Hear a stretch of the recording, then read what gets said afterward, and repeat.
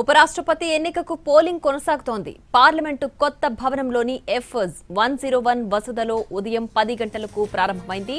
సాయంత్రం 5 గంటల వరకు జరుగుతుంది. ఇప్పటి వరకు దాదాపు 700 మందికి పైగా ఎంపీలు ఓటేశారు. ఇంకో 80 దాకా ఓట్లు పోల్ కావాల్సింది. సాయంత్రం 6 గంటలకు లెక్కింపు ప్రక్రియ చేపడతారు. రాత్రి 8 కల్లా విజేతను ప్రకటిస్తారు. పోలింగ్ ప్రారంభమైన వెంటనే పార్లమెంట్ హౌస్ కు చేరుకున్న ప్రధాని మోడీ తొలి ఓటు వేశారు. అనంతరం కేంద్ర మంత్రులు, ఎంపీలు, విపక్ష సభ్యులు ఒక్కొక్కరిగా వచ్చి ఓటేస్తున్నారు. పార్లమెంటుకు ప్రాతినిధ్యం వహించే మొత్తం సభ్యుల సంఖ్య 788 అయినప్పటికీ 7 స్థానాలు ఖాళీ కావడం వల్ల ప్రస్తుతం 781 మందే ఉన్నారు. పోలింగ్లో పాల్గొనడం లేదని బీఆర్ఎస్, బీజేడీ, శిరోమణి అకాలీదళ్ ప్రకటించాయి. ఆ ప్రకారం 386 ఓట్లు దక్కించుకున్న వారు విజేతగా నిలుస్తారు. ఎన్డీఏకి 425 మంది సభ్యుల బలం ఉంది. వైసీపీ, ఇతర పార్టీల మద్దతు కలిపితే ఆ సంఖ్య 436కు చేరింది. ప్రతిపక్ష కూటమి అభ్యర్థి జస్టిస్ బి సుదర్శన్ రెడ్డికి 324 మంది ఎంపీల మద్దతుంది. ఈ సంఖ్య పెద్దగా మారే సూచనలు కనిపించడం లేదు. ఉపరాష్ట్రపతి ఎన్నికలో రహస్య ఓటింగ్ విధానాన్ని పాటిస్తున్నారు. ఎలక్టరల్ కాలేజీలో ఎంపీలు తమకు నచ్చిన వారికి ఓటు వేసే వెసులుబాటు ఉంటుంది. అయినప్పటికీ తమ పార్టీకే ప్రాధాన్యం ఇస్తారు. క్రాస్ ఓటింగ్ జరిగే అవకాశం ఉంటుంది. అధికార ఎన్డీఏకు పూర్తి మెజారిటీ ఉన్నప్పటికీ జాగ్రత్తగా వ్యవహరిస్తోంది. పార్టీలకు అతీతంగా ఎంపీలు ఓటు హక్కును వినియోగించుకోవాలని విపక్ష అభ్యర్థి ప్రచారం చేయడంతో ఉపరాష్ట్రపతి ఎన్నికపై ఉత్కంఠ నెలకొంది. రాజ్యాంగం, ప్రజాస్వామ్య రక్షణ కోసం పార్టీలకు అతీతంగా ఆయనకు ఓటేయాలని విస్తృత ప్రచారం చేశాయి.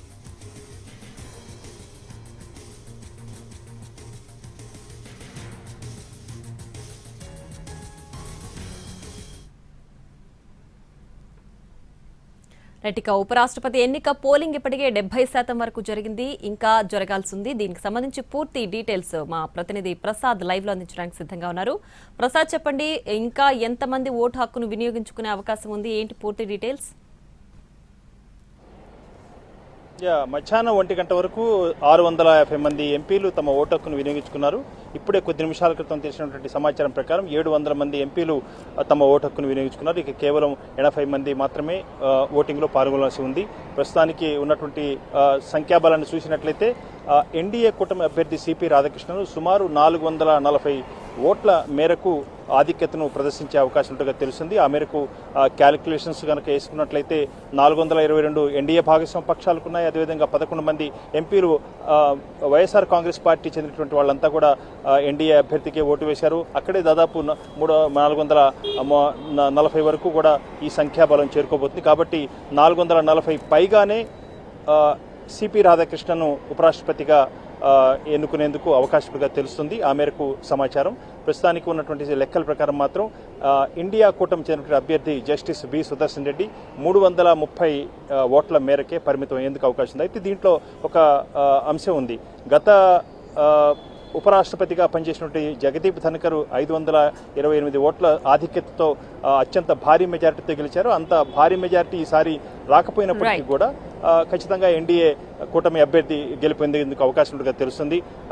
గత ఎన్నికలతో పోల్చి చేసుకుంటున్నట్లయితే ప్రతిపక్ష ఇండియా కూటమికి అదేవిధంగా ఎన్డీఏ కూటమికి మధ్య ఉన్న అంతరం మాత్రం బాగా తగ్గిపోయింది. ప్రతిపక్ష బలం పెరిగినట్టుగా మనం అనుకోవడానికి ఆస్కారం ఉంది. Right Prasad, thanks for the updates.